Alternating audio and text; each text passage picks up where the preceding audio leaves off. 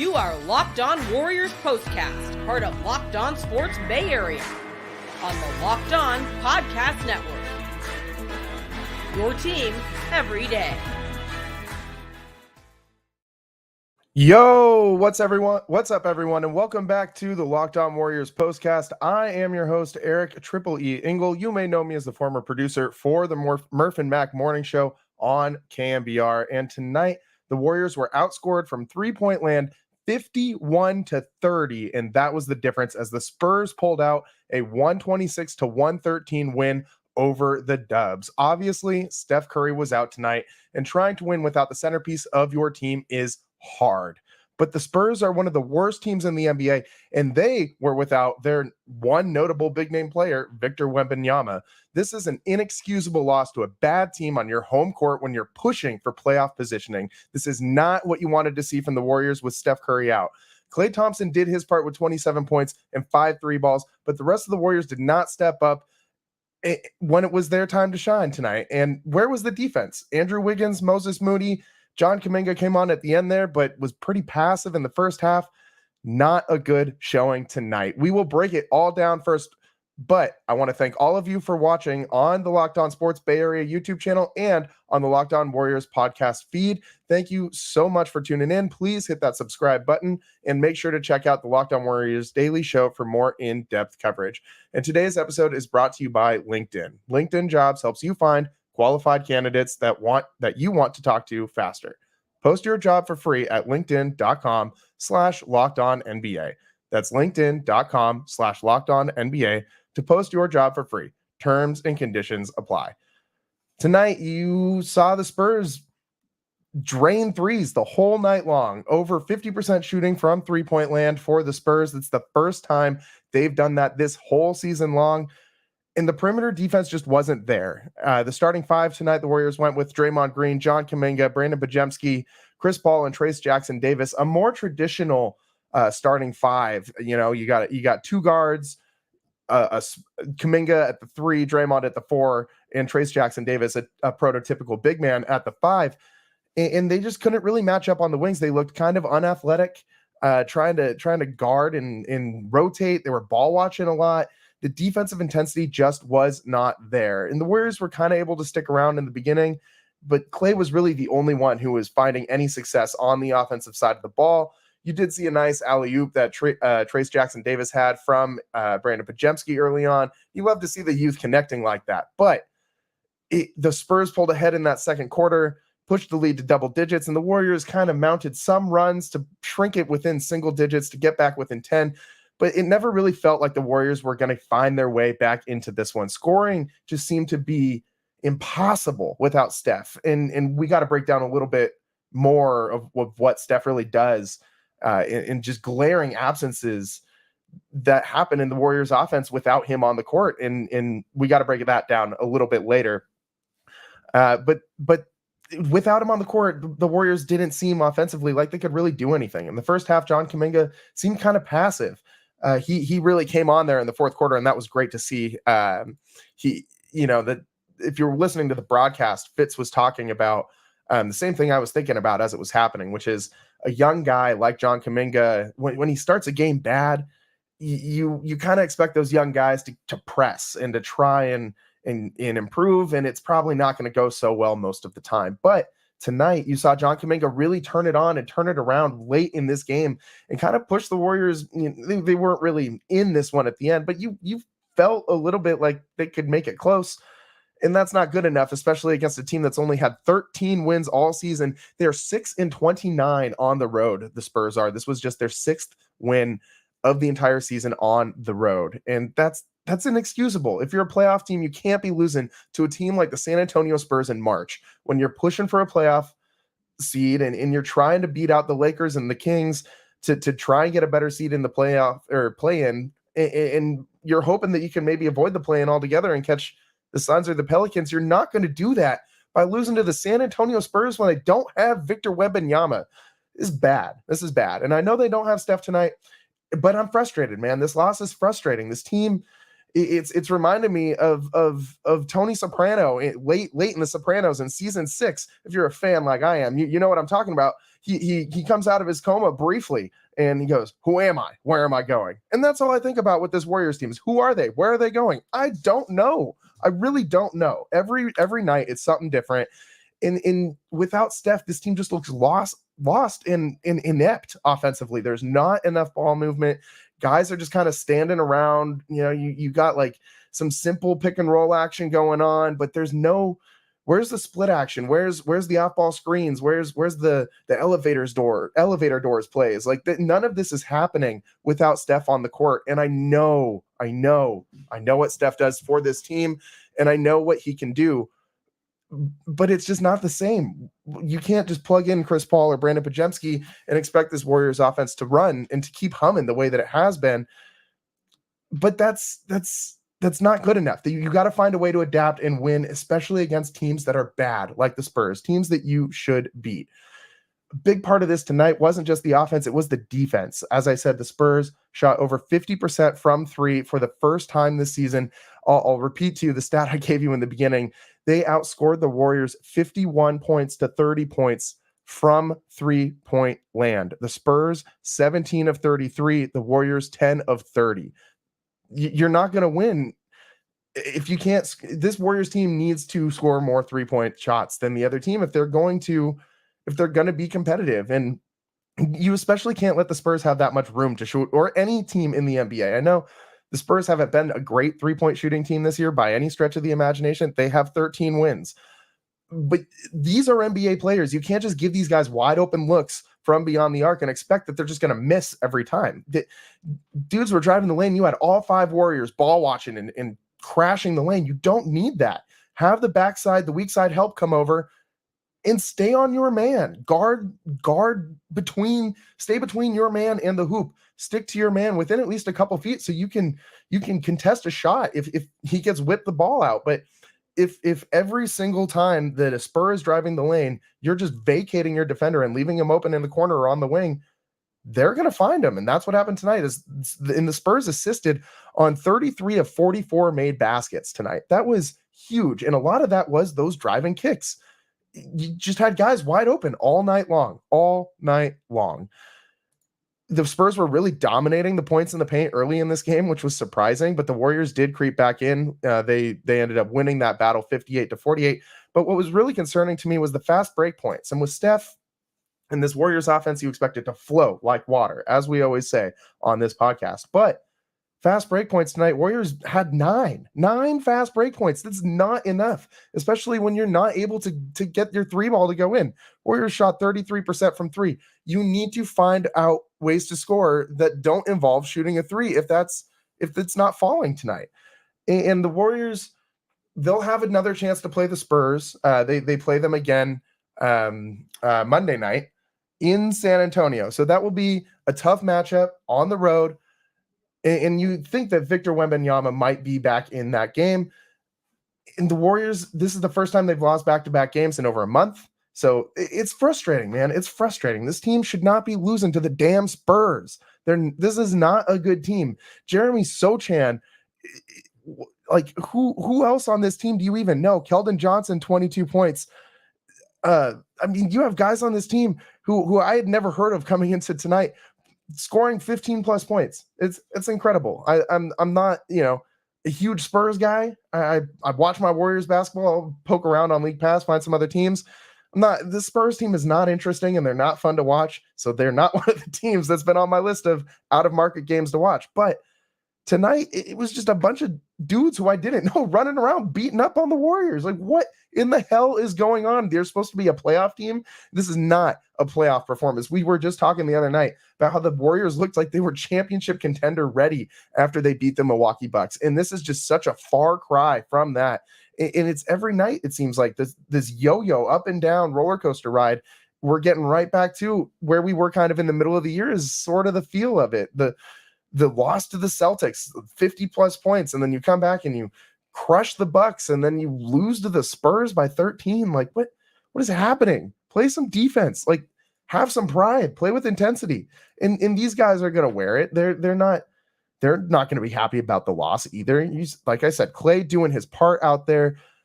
He really was the only Warrior who could get anything going offensively. He had 27 points. Kuminga ended up finishing with 26, but no other Warrior scored more than 11, and only 2 other Warriors were in double figures. Klay, 5 of 10 from 3, 8 for 16 from the field in 24 minutes. That's an incredibly efficient 27 points for Klay Thompson. But he needs some help. He can't be doing. It's amazing that he's doing what he's doing at this point in his career after all the injuries, after everything that dude's been through. He is still the most reliable offensive scorer on the Warriors, not named Stephen Curry. Jonathan Kuminga, I know he was getting to his points there at the end, but I need more from him. I need him to not. He can't let the game come to him. He's got to attack early, set the tone. Not let the Spurs dictate how this game is going to be played, the tempo. You need John Kuminga, the enforcer, Draymond Green, the enforcer, to make their presence felt, make the opponent feel you. You remember a couple games ago when John Kuminga was getting into the paint every single possession. I don't remember who they were playing, but he had a guard switch onto him, and he put his shoulder into that guard's chest and put that guard on the floor and just dunked on him. It was Jalen Brunson. It was against the Knicks. And Kuminga was hunting buckets against Jalen Brunson, and we praised him for it. Absolutely praised him for it. That's what he needs to do from the jump. He needs to set the tone. The Warriors need to get him involved and make an effort to get him involved. And we thought that Chris Paul was going to be the guy to do that. We thought Chris Paul was going to be seeking that out. That's not really how it went tonight. Kuminga did finish with a very efficient stat line, 10 of 17, 26 points.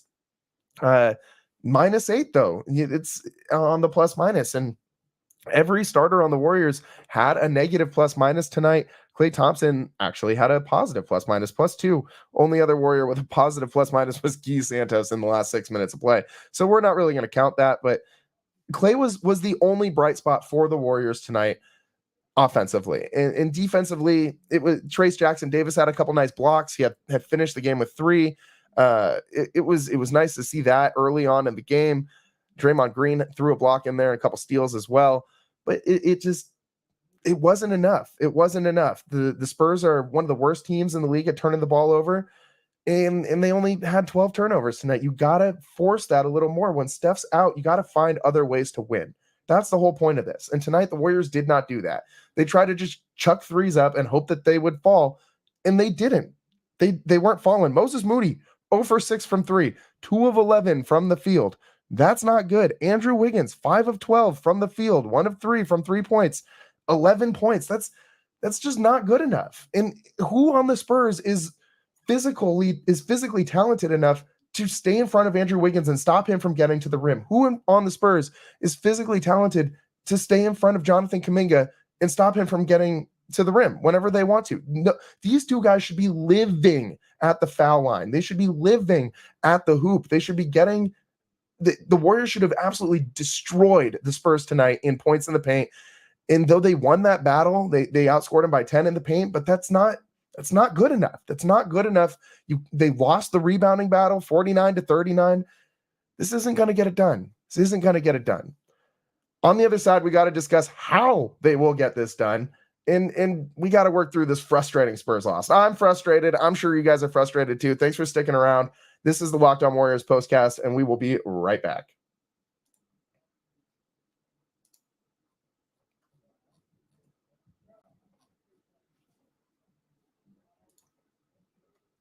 Our partners at eBay Motors have teamed up with Locked On Fantasy Basketball host Josh Lloyd to bring you some of the best fantasy picks each week all season long. Whether you're prepping for a daily draft or scouting the waiver wire, every week we're going to provide you players that are guaranteed to fit on your roster.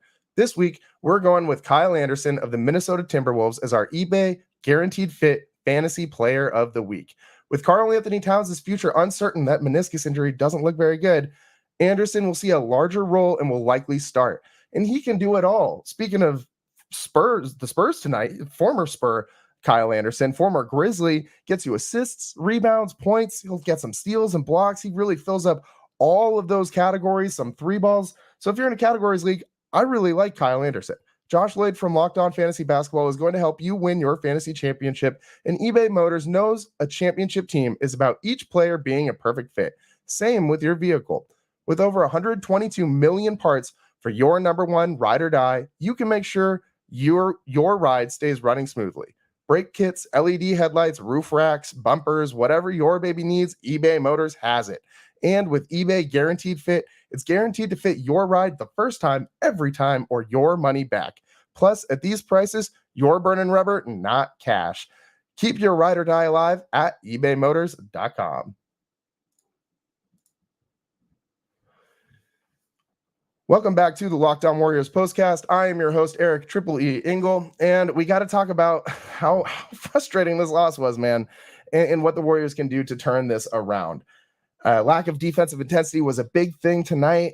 Not enough effort on the perimeter. You got to try and close guys out. You got to try and make defenders or make the offensive players feel you on the defensive side of the ball. You can't just give guys in the NBA wide open 3-point shots. Offensively, ball needs to move a lot more. Players need to move a lot more. Can't watch the ball they are on defense. I mean, there were so many things wrong in tonight's game against the Spurs. For them to lose to a team who has 50 losses this season is inexcusable in a playoff push. You just can't lose games like this. It wasn't good. It wasn't good. The fast break was non-existent without Steph. And Kuminga should be the answer to this. And we talked about this a little bit prior, but what I think he needs to specifically do is get out in the open court and dominate that. Look at who dominates the open court in the NBA. We were just talking about it the other night. Giannis, LeBron, guys with these ultra physical body types. And Kuminga is that guy. He is top 1% in the NBA athletically. Like, all players in the NBA are like top 1% of athletes in like normal people worlds. But like, even within that community, John Kuminga is the top 1%. He is so incredibly athletic. He can leap out of the building. He can run that first step. His agility with how big he is incredible. It's like a bear coming at you. And he should utilize that in the open court. This guy he should have had doubled the Warriors fast break points tonight, and at least. And if he's not the one scoring on the fast break, the threat that he creates will create wide open shots for whoever's trailing him. If you run the 3-man weave, or if it's a 2-man fast break, whatever it is, whoever that trailer is going to be left open because the help is coming to John Kuminga to stop him from throwing down another poster like we've seen him do so many times this season. And he just flat out was not aggressive enough early in this game. He needs to be the tone setter, not react to the other team. That's not how you win games in the NBA. It was very weird tonight. The Spurs hadn't shot this well from 3 all night long, and the Warriors just let them have it. And maybe, I guess, some nights you're just going to throw your hands up and say, our scouting report said one thing, and they showed us another out there on the court tonight. But that can't be an excuse against a team that is this bad, without their one player that you're afraid of, the one guy that you need to pour over the scouting report for. I mean, Victor Wembanyama is gonna win Rookie of the Year. I mean, he's probably not gonna win Defensive Player of the Year. If you watched Draymond Green's last podcast, he kind of broke that down why. He and I agree with him. I don't think a guy who's on like the 24th, 25th best defensive team in the NBA should be winning that award. I think that needs to go to someone who's leading a better team defense than that. You can't give the MVP or a thing like that to someone who's not on a winning team or contending, and the Spurs are not contending. Their defense is not very good. Wemby individually is amazing. He's a freak. We don't really need to dive into that too much. He is what he is, 7-footer who can lead the break and get into passing lanes, steal the ball, has a great feel for the game, moves really well for his size. I mean, it's no wonder that he's able to play at this level defensively, but he hasn't elevated those around him enough to make that Spurs team a solid defensive team. So I don't think he should be the Defensive Player of the Year, but he's damn sure going to win Rookie of the Year. And he's amazing. He's incredible to watch. I'm kind of bummed we didn't get to see him tonight, just because I want to watch Wemby. But tomorrow, or Monday rather, we will see him, hopefully, if he's back from the right ankle injury. He and Steph both out with right ankles. Not the greatest for either team, but Obviously, that worked out better for the Spurs tonight. And again, 50% shooting from three. The Spurs did not really turn the ball over a whole lot. Neither did the Warriors in this one. But the Warriors did leave a ton of points at the line. 21 for 29 from the free throw line. They finally get to the line a decent amount of times, and then you leave 8 points at the line. You can't be leaving 8 points at the line on a night when you're being outscored from 3-point land by 7 threes, by 21 points. You can't do that. You're gonna lose games that way. That's not the Spurs are not a good team, and they're still gonna beat you if that's what you're doing. You can't win games when you don't out-rebound the other team. You can't win games when you're not whipping the ball around and assisting on made baskets, and your whole offense is predicated on isolation and simple pick and roll. It does not work. High pick and roll might have been like the focal point of every team maybe like 10 years ago in the NBA, but your offense can't be that simple now. Teams have adjusted. They know how to play defense off of these things, and the Warriors just aren't talented enough without Steph to go out there and just say, our talent's going to beat your talent. It's not going to work that way. Man, I'm frustrated, man. This is not fun. This is not a fun game tonight. Felt out of reach the whole time. And we gotta break real quick here, but when we come back, we'll talk about why this team just can't score without Steph, and we'll break down some of the nuanced things that he does that you might have missed. I think that they're so much more glaring, and they're kind of taken for granted when Steph's not out there. We'll get into that on the other side. Stick with us on the Locked On Warriors postcast. I'm your host, Eric Triple E Engel, and we will be right back.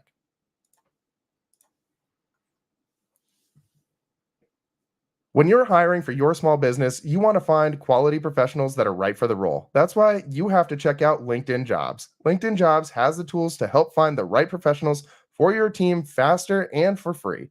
In fact, this show right now wouldn't have happened without LinkedIn, as it played a pivotal role in me landing this job with Locked On. LinkedIn isn't just another job board. LinkedIn has a vast network of more than 1 billion professionals you can't find anywhere else. LinkedIn does all that while making the process easy and intuitive. Hiring is easy when you have that many quality candidates. So easy, in fact, that 86% of small businesses get a qualified candidate within just 24 hours. And over 2.5 million small businesses already use LinkedIn for hiring. Post your job for free at linkedin.com/lockedonnba. That's linkedin.com/lockedonnba to post your job for free. Terms and conditions apply.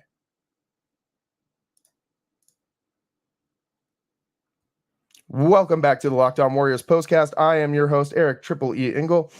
Thank you, however you're getting us on the Locked On Warriors or Locked On Warriors podcast feed or the Locked On Sports Bay Area YouTube page. If you are on that YouTube page, please hit that subscribe button. We could really use that. Thank you so much for doing that. And tonight, man, I'm just frustrated. I'm frustrated that the Warriors just kind of seemed a little gutless in the beginning without Steph. The intensity wasn't there.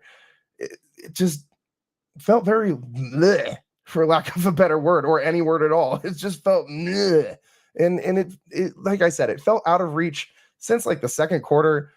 And without Steph, this team just couldn't score. I mean, Klay was doing everything he could, but the team just couldn't really score. And Steph does so much more than just score. And you guys all know this. You've all been watching Steph, but we got to kind of refresh everybody's memory real quick here. It's not just his scoring. Obviously, his 3-point shot is incredible. The way he gets into the lane, incredible. His little snake dribble and how tough he is inside, the strength that he's built over the last few years to be able to withstand those blows that he takes from guys, even though he never gets the damn call, and still be able to make that crazy English layup go in. And he's not Kyrie Irving level, but he's pretty damn good. And Kyrie's kind of in a league of his own at that, but Steph can't be the best scorer at every single level in the game, right? Like the best 3-point scorer can't also have the best layup package. It's okay. It's okay. If he still has like a B+, A- layup package, it's pretty good. And he's really, that's been a nice part of his game that he's really developed. That doesn't ever get enough credit nationally. We all here locally know what he can do. But aside from the scoring, let's put that aside for a second. We're missing his back screens.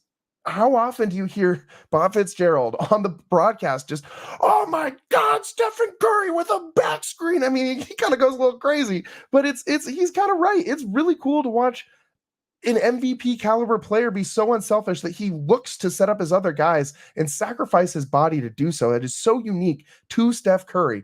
And the Warriors miss that. There's not as much open space on the floor without him out there. And obviously, part of that is he creates space for other guys just because of the gravitational pull he has on the defenders around him because of his incredible three-point shooting, his ability to shoot off the dribble or off the catch, coming around screens doesn't matter.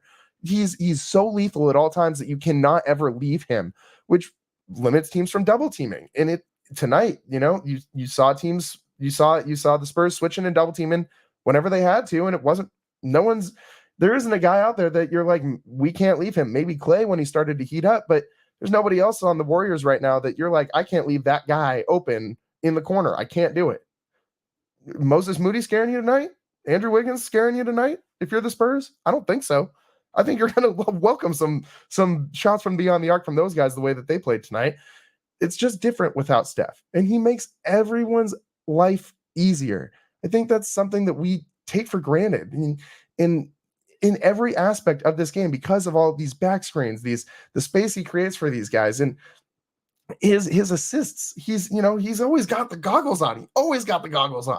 And he's always pushing pace and transition. A couple games ago, you saw him kind of pick up a loose ball at half court and throw a nice little nifty behind the back bounce pass to Andrew Wiggins, who was waiting right under the rim for it. I mean, no one else on this team is doing that. Draymond's really great at starting the break, and he throws that outlet pass, and he's normally throwing it to Steph. Without Steph, who's this going to? It's going to Brandon Podziemski. Chris Paul isn't the same guy he used to be. He's not going to be pushing the pace up and down the court. His specialty at this point in his career is in the half court game. He's not useless in the open court. He's not a liability in the fast break or anything like that by any means, but he's not Steph Curry. He's not a guy who you got to worry about on the break, just pulling up from three or getting to the line or setting up someone else because you're so worried about what the hell he's going to do that you're not even looking at your defender that you're supposed to be guarding because you're getting caught ball watching, and he'll make you pay every time. All of these things we kind of take for granted with Steph sometimes. All of these other things that he does, besides being the greatest scorer of all time, the greatest shooter of all time, aside from being these things, he does a lot for this Warriors team. He makes everybody else's life easier. And that's something we kind of take for granted sometimes. Think about Klay. This might be blasphemy, but would Klay be the second greatest shooter of all time if he didn't have Steph Curry next to him? I don't know, man. Like, Klay is talented, but half the reason that Klay is getting the looks he's getting is because Steph draws the attention that he draws. You can't leave Steph to guard Klay. That's a bad choice. He'll make you pay every time, just as you can't leave Klay to go guard Steph. But half the reason that Klay is getting the looks he's getting is because there's this other guy on the court who everybody is worried about going off for 30, and then Klay can somehow kind of sneak up on people, which is insane to say. But would he be who he is now without Steph Curry? And I think the answer is no. Flat out, I think the answer is no. Steph makes everybody around him so much better. And it's all these little things he does, and it is so prevalent when he's not on the court how much the Warriors miss his presence, not just his shooting, everything he does, his entire presence on the floor. And they missed it tonight. Fall into the Spurs, a team that you can't freaking lose to down the playoff stretch. You can't lose to teams who are this bad. Again, 13-50, 6-29 on the road. The San Antonio Spurs beating the Warriors 126-113. The Warriors, that gravitational pull of 500, they just keep creeping closer and closer to their home record being 500. They're now 17-16 at home. Better road record than home record for the Warriors, which is very weird considering what happened last season with the Warriors only finding 11 wins on the road all season long. The Warriors will get back on the road, so hopefully back to their winning ways on Monday against the Spurs in San Antonio. Wembanyama will be in that game. Steph Curry will be reevaluated between now and then. he will be reevaluated after that game. He will miss that game on Monday. Tune into the Locked On Warriors podcast, the regular daily show with Cyrus. He will keep you updated. He does a great job on that show. And that's about all the time that we have for you today. It's been a frustrating one, man. I can't stand when the Warriors, who are a playoff team, lose to a team that has no business beating them. They're 13 wins all season long. Why this got to be one of them, huh? Why has this got to be one of them?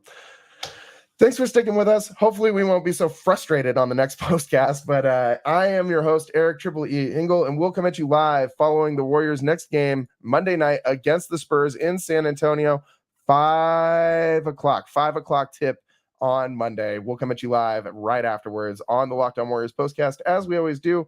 Thanks for tuning in. However you got the show, we appreciate you, and we'll catch you next time. Peace.